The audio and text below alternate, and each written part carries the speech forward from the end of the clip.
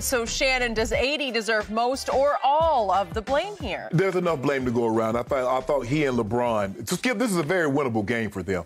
You hold a team like Phoenix to 99 points. The defense was impeccable, but offensively, it's just not good enough. Skip, you cannot allow another team's player, when he doesn't go get, let's say, 55, 60 points. Devin Booker had 34 points, which was more points than LeBron and AD had combined. He only took 3 fewer shots than those two combined, which tells me he was ultra aggressive and they were not. That can't happen. Drummond and AD was basically leveled out by DeAndre Ayton as far as rebounding. He had 16. The two combined, I think, had 17. Skip, that can't allow to happen. Now, everybody wants to blame Andre Drummond. And what I'm starting to see is that every time AD has a bad game, they blame Drum. Now, this is the same Drummond that was on the court with AD when he went 42, 12, 5, 3, and 3. The only Laker to ever have a stat line like that against the Phoenix Suns just 2 weeks ago. When he got back and he had that monster game against Portland, Andre Drummond was on the court. Skip, they got crushed on the glass. There are very few teams that can crush the Lakers on the glass because they are one of the few teams that still play conventional, a 5, a 4, and a 3. And they got out-rebounded by, what, 47 to 33. That's 14 rebounds, Skip. You can't lose that. No rebounds, no rings. No rebounds, no rings. You got crushed on the offensive end. So if there's no Drummond, who's going to get the board? And you can, play AD at the 5. Skip, AD's made it abundantly clear. He does not want to play exclusively at the 5. If you look at him, AD had some of his best years. Who do you have side him? Boogie. Because Boogie played the 5 and he got an opportunity to play the 4. Last year, JaVale, Dwight, he likes playing. Now, he'll go to the 5, Skip, late in the ball game, last 5, 6, 7, 8 minutes. Yeah, I'll play the 5. But to have him bang against Ayton, bang against Nurkic, bang against Yoke for the entirety of a game, that's not what he wants to do, and it doesn't serve the Lakers very well. I just felt that this was a very winnable game, considering how well they played defensively. You hold a team to 99, Skip. That's only took 99 points. They held them in the fourth quarter to 18, held them in the second quarter to 20 to 21. The first quarter they gave up 32, but all the rest of them was under 30. But the Lakers are going to have to get, and I love what AD said. AD knows that he needs to play better. He needs to be more aggressive. The problem that I have with AD, you just played against Jay Crowder in Miami. You punished him inside. Is that AD sometimes he's like, oh, yeah, I can shoot this outside shot, I can shoot the 3. Yes, you have that ability. But if the shot's not falling, get your butt down on the block, drop step, and go over the top of Crowder. Now, if you want to get Ayton outside, you want to pull him away from the basket, put the ball on the floor and try to get to the rim, I get that. But you should not be shooting jumpers over Jay Crowder from 15 and three-point land. That should not happen. So I'm glad AD said what he said. LeBron, no, this is normally a feeling-out game. But even as a feeling-out game, Skip, for LeBron, this was a very winnable game for the Lakers. I expect to play them. All the Suns did was hold serve. I expect them to play a lot better, AD and LeBron in particular, to play better, and we're going to get game 2 on Tuesday night. You guarantee that? I guarantee it. It is interesting that you were 2.5-point underdogs in this game, and now you're 2-point favorite. They know what's up. They know what's up with Chris Paul's, I guess it's his shoulder, his arm. I don't know what it was. Hello, are you making excuses? I'm not making excuses. Okay. I'm wondering what happened to Chris Paul with 9:24 left in the first half. He said he heard a crack. You heard a crack? Right. Well, that's bad. That's bad. Right? And yet he reached down his arm, right, and it looked like your basic NFL stinger. How many stingers have you had in your career? Yes, that's where what it you get hit somewhere up in the cervical region, up in your neck, and suddenly it flashes down the nerves down your arm. Well, that's what normally happens. Something got pinched. You get hit from the side, and the head does. Because in real time, Skip, you couldn't see it. I was like, what happened to him? I couldn't see it after the replays. I'm saying he hit into Cameron Johnson. His head hit Cameron Johnson's right arm, I think, and kind of whiplashed him a little bit. And he got a bolt down his arm. Okay, well, you know and I know, usually those pass, right? You can shake it off, you can stretch it out a little bit, and usually it passes. I don't think you can take a pain-killing injection for it because I don't know what you can't stop what happened at the disc. You don't want to deaden the nerve because that's all the feeling, that's the sensation you have. So Okay, so let's get this straight. So he's he is completely, utterly handicapped, starting with 9:24 left in the first half. That was in the second quarter. And he played, Chris Paul did, the whole second half with little to no use of his right arm, which shocked me. It surprised me he came back. Right. I've seen him be out for long stretches of playoff games, mostly with hamstring pulls, but this wasn't clearly a pull. Right. First, I thought maybe he wrecked his shoulder, like he had some kind of structural dislocated or something, damage to his shoulder, but apparently that wasn't going on. Right. So he comes back, but he can't even dribble with his right hand because he can't even control the basketball with his right hand. Are you kidding me? And then the shots were mostly air balls where he's just kind of shooting it sideways. He actually made one. He made one of a cool. I still don't know how he made it. It was a miracle shot that he made that, a little jump shot from about the elbow, I guess. Made that one. But you're telling me that the Lakers couldn't pull out a game in which Chris Paul is completely handicapped on offense, especially for the whole second half, and you shot 19 free throws in this game before they shot one at home in front of, they announced 11,000. It felt like it had 18,000 there because it was loud and it got crazy in there. But the visiting team shot 19 free throws before the home team shot one. Yeah, it seemed like they missed 12 of them, too. Okay, well, that's a whole nother issue. What did we talk about going in? I kept bringing it up. You ranked 28th in free throw shooting. Well, did that not catch up? Yeah. Because you wound up with 28 shots, 28 free throws. And you missed 11. And you missed 11. They only took 16 free throws and made 12 out of 16. So they still were -5 in the free throw category, but you took you took 16 more free throws than they took in their building. Right. That's shocking to me. Where did that come from? And I'm surprised they didn't complain about that, except they won. Right. They won with their leader, with their MVP candidate, Chris Paul, so hobbled in the second, not hobbled, but so restricted in the second half that he couldn't dribble or couldn't shoot. And that's why, Skip, that's why they were able to win, because Chris Paul is one of the few leaders, one of the few great players that scoring is not the only way he can impact the game. It's more so, Skip, he only averaged 16 points a game, but it's more so of his leadership. He's still a defensive prowess. He's still a bulldog. He's still tenacious on ball defending. Okay. Yeah, he's going to be handicapped shooting the ball. So now I'm looking to rotate off him. Okay. So if I will come double somebody, I'm going to double off Chris Paul. So in the fourth quarter, as you just pointed out, the Phoenix Suns at home managed to score 18 total points. If you do that times 4, that would be 72 for the game. 72, well, they managed to get to 99, right? Which is still a very good defensive effort by you guys. Right. But you could score only 90. Correct. You're kidding. So they scored 18, and you managed only 22 points in the fourth quarter. And in the fourth quarter, Chris Paul made that one shot out of the 3 that he took. The other 2 were complete, like missed by 10 feet air balls. And yet, in the fourth quarter, Chris Paul had 0 assists and 0 rebounds, and obviously 0 turnovers because he just barely even touched the ball. Right. He wasn't even playing on the ball much. Devin Booker just took the whole game over. He said, I'll be the point guard and the shooting guard all in one. Skip, why not double him? Why not get the ball out of his hands and make someone else beat you?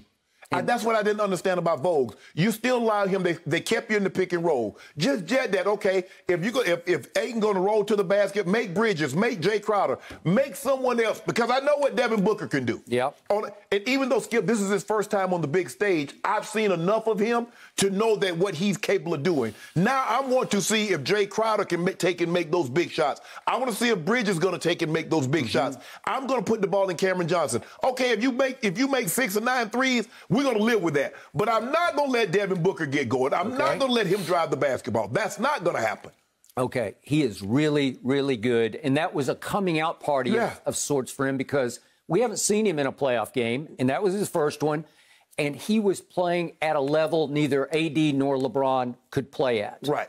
Okay, so now let's get back to Anthony Davis. I have warned him in the past that you better be careful, because when you play opposite LeBron James, the king, the GOAT sometimes needs a scapegoat. So who was trending all afternoon here in Los Angeles after the game? Right. AD as in a Disney. I saw that all afternoon. A Disney was trending because everybody was blaming and condemning Anthony Davis as you can only shoot it and play in the bubble, right? A Disney. And I'm thinking, well, wait a second. A Disney just 2 weeks ago tonight against this same Phoenix team at Staples went 42-12. Yeah. 42-12? Exactly. Was that in the bubble? Maybe I missed it. Maybe they played that game on a neutral court in the bubble. Right. I think they played that at Staples. Right. 42-12, so I don't think we can write him off as a Disney. No, but Skip, the problem that they have is, Skip, I mean, 5 of 16, DeAndre Ayton, you destroyed DeAndre Ayton.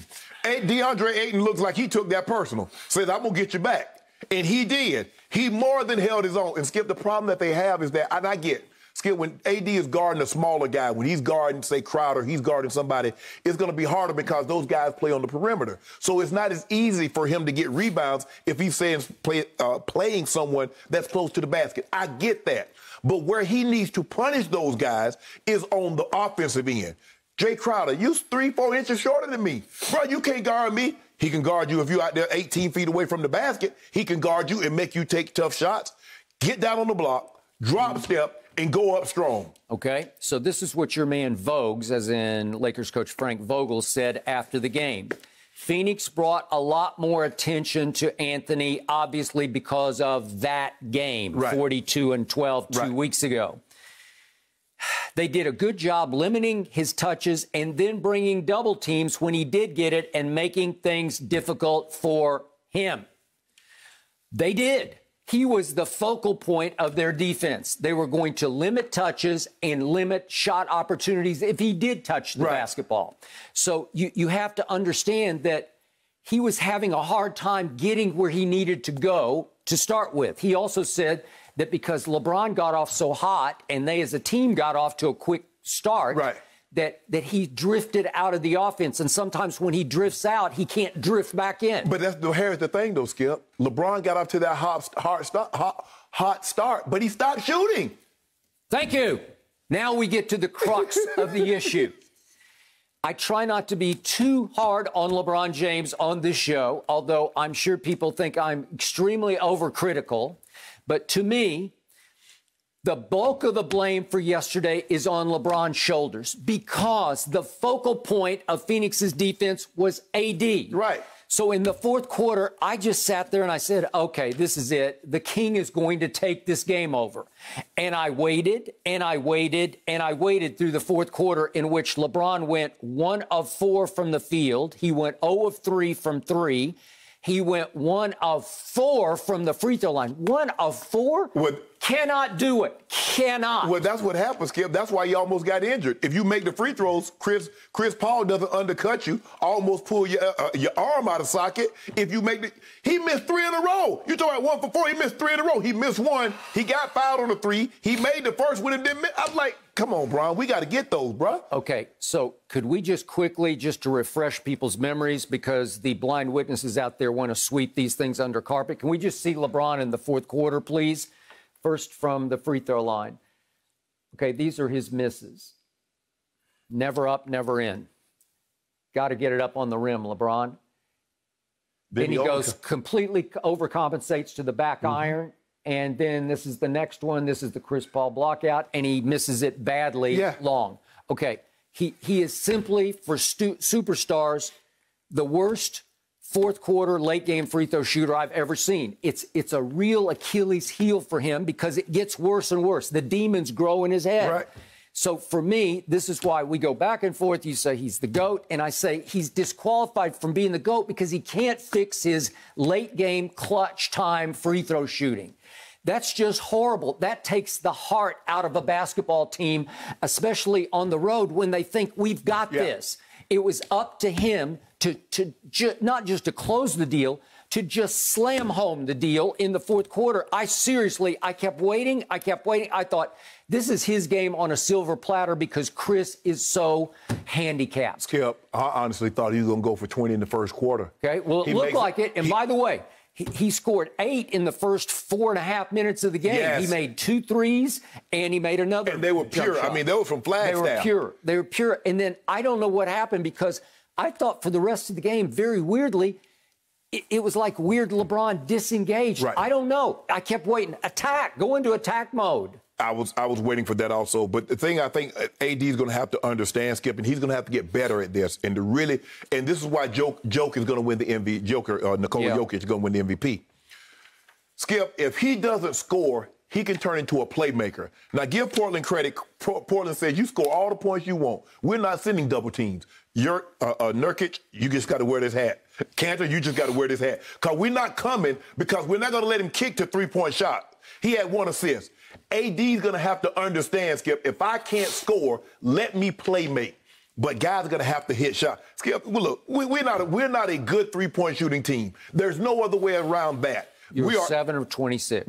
You need to be a little better than that. You need to be even though you were 21st in three-point shooting. KCP struggled. He had his first one and then didn't make another one after that. So they struggle from the three-point line. And what happens when the double team comes and AD kicks it to somebody, you're going to have to make it, because then if you start missing a bunch of them, he's going to like, well, hell, you missing it. I might as well go ahead and try to force up a shot myself. Yep. I can't be no worse than what you. I trust me more than I trust you.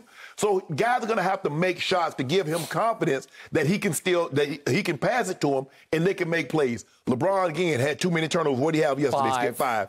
That's not 5 of their 14. Like I said, he likes to feel out. Bron, they didn't double you yesterday, bro. So they did not. Now you need to, y'all gonna leave Bridges on me head up? Y'all gonna let Drake Crowder on me head up? Okay, I'm gonna go to work. Okay. So LeBron said after the game, I love it when AD takes the pressure on himself, which he did. He took it all on his shoulders. LeBron went on to say, anytime he comes to the pressure, like accepts it, and tells you guys we can't win without him playing the way he played, he always responds. I will buy that. Yes. And LeBron's conclusion was, when AD is AD again, we'll be the Lakers. So I'm thinking, is he the best player on the Lakers? That's what LeBron is basically saying, is I need him to be the best player for us to be the best team. No, what I need him to do, Skip, the thing is I don't need him to do is sit around and watch me. If you notice, Skip, they always try to get the ball to AD first. Go through AD first. LeBron said, I got 260 of these playoff things under my belt. 130-plus 30-point games. So I know what to do in moments like this. He needs AD. They cannot win. There's a reason why you mortgage your future for the present. You gave up a lot of draft picks. You gave up a lot of capital to get Anthony Davis for the simple fact, Skip, he's a walking 25 and 10. And yesterday, Skip, 13 points? Skip, what the hell I'm going to do with 13 points and 7 rebounds in 40 minutes? And they keep talking about Drum. Drum in 20 fewer minutes had a 10-7 ball game. Okay, so what's the answer? I mean, excuse me, 12-7. 12-7. But I keep telling you, Drum is the problem. The big penguin needs to be put on ice. Well, the big penguin played 0 minutes in the fourth quarter, and it didn't work. It didn't help. Okay. But I still say that AD is pushed more to the perimeter by Kareem Abdul-Drummond, as I call him. Like, once he's a lane clogger. He's a ball stopper in the lane and a lane clogger. Let me ask you a question. You just said it 2 weeks ago Sunday.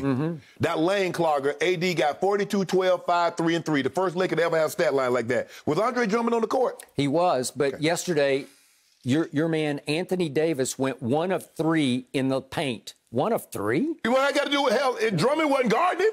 Hell, that ain't Drummond's fault that he missing shots in the paint. Well, it looked like he just kept drifting and drifting farther and farther out. He was taking way too many mid-range jumpers, and sometimes he can be hot. If he comes out mad and takes over the initiative early, sometimes he can just destroy people. Skip, they got out-rebounded on the offensive end. That's the second time all year. Ayton got 8 by himself. That's inexcusable, and some of that's on Drummond. But how many did Drummond have? Drummond had 7. So if Drummond's out of the ball, Skip, that's the thing. Look, Trez cannot bang with Drummond. You see what happened? I mean, with DeAndre Ayton. Yeah. You see what happened when Drum goes out? He starts eating on the glass. When they take look what happened. Rebound after rebound after rebound after rebound. You got to have a body to box him out. I understand that Drummond, he can't do anything but rebound and put in shots around the basket. Okay. He doesn't give you any value from the mid-range or the three-point line. But you need somebody to bang that big body, and he's it. Okay, before we go, we need to take one last quick look at the box out by Chris Paul III on LeBron James on the free throw miss. Right. I want to know, Vogel called this a dangerous play. AD indicated it was a dirty play. He said it's not the kind of play we want in our league. Right. The problem that they have, I think, when he grabs his arm. Skip, you're supposed to get on the guy's leg, to box him out. I get that. But here's the thing. Make the free throws. This is a moot point. Well, that's true. That's okay. So you are blaming LeBron for that. Then. Yeah, no, I'm not. You got to make the free throws. Make the free throws, and then Chris Paul. You don't have to worry about Chris Paul boxing you out. I think the problem is that when he grabs his arm, you grab his arm, pull one way, you put your body on his legs, and his legs are going out from under him the other way. That's where the problem could arise. So what got me was Chris is having problems with his shoulder, yet he's strong enough to pull down LeBron and hurt LeBron's other shoulder. Yeah. How do you? And LeBron stayed down for a long time. I don't think he needed. I don't think he was hurt that bad. He's like, well, hey, I ain't gonna be the only one out here with a bum shoulder. Okay, so he wanted to do tit for a tat, right? Yeah. Okay, so in the end, I think it was a borderline dirty play. Yeah. In that he did it's a typical NBA playoff kind of a play. Right. But Chris Paul has a long reputation in this league for going below the belt and crossing the line into dirty play. Well, LeBron, see how Chris Paul played. Yep. I know they're best friends and all, but this, we'll be best friends again after this series. Yep. But in the meantime, I see you trying to take my head off, or I'm gonna bite yours off first. Okay. Well, it's time for LeBron to start biting heads. Yeah, that's what I'm saying. Yeah, we'll be free. We're gonna be cool now. Hey, bro, we're gonna be cool after this, right? Good. Okay. Okay. Here we go. Take this boat with you. Game 2. Thank you for watching. You can subscribe here to get the latest from the show, and be sure to check out more of the best clips from Undisputed, or go watch a few other segments from our other shows on FS1.